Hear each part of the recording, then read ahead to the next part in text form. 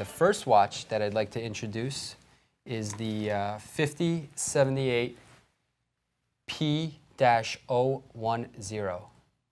Take a look at that. So this is a platinum case, black lacquer, Roman numerals, 38 millimeter case.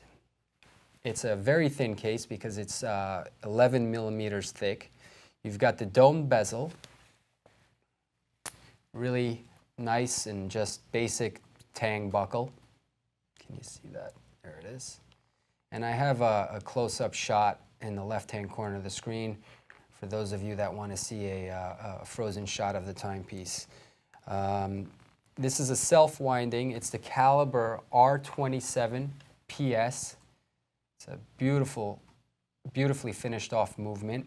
Now, interesting enough, I thought I wanted to share with you, the R stands for répétition minute, 27 is the millimeter of the actual movement, and PS stands for petit second.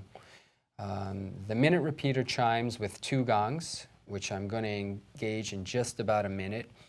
It also is interchangeable fullback or sapphire crystal. So if you want to cover up the movement, which I don't know why you would, you can do that. You could even have it engraved.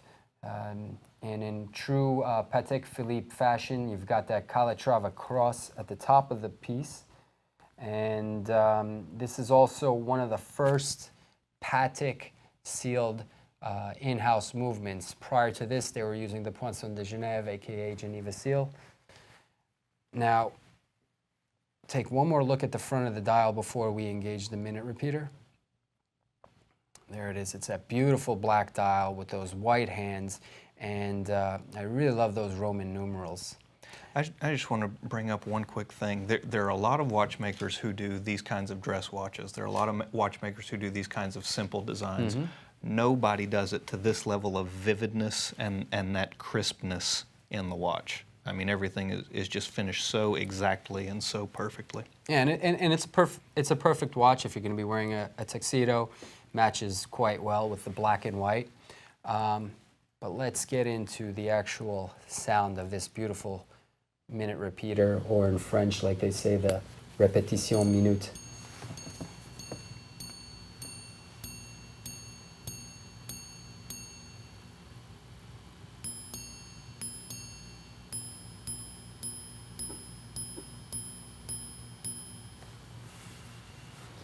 Another little known fact, and actually I was able to discuss this with our horological expert Tim Masso and everybody's favorite watch enthusiast.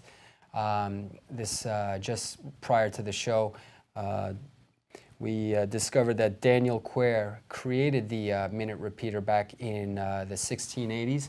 And one of the reasons for its creation was prior to luminova, street lamps, or even just having any sort of light in darkness, you were able to chime the hours, the minutes on your timepiece.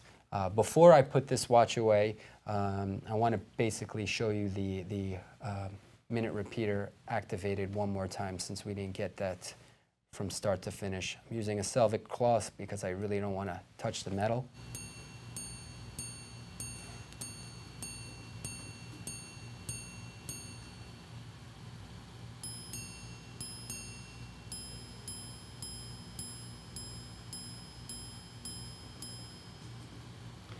Beautiful sounding. I mean, this is really a very understated, very simple watch.